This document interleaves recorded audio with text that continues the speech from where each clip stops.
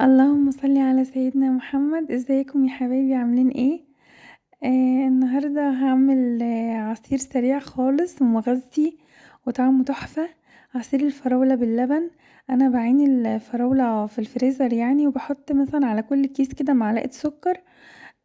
هطلع كيس قد مثلا ربع كيلو فراولة كده.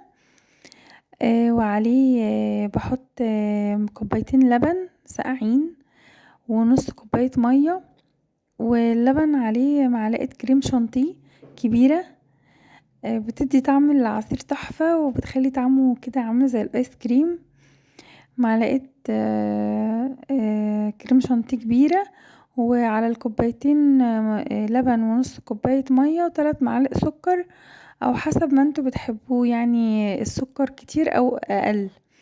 السكر حسب الرغبة، بس هو مظبوط بيبقى 3 معالق. وبروح ضربهم مع بعض. بيبقى تحفة وسريع وطعمه جميل جدا. أسرع عصير في رمضان أو في أي حد يجيلك تعمليه بسرعة جدا.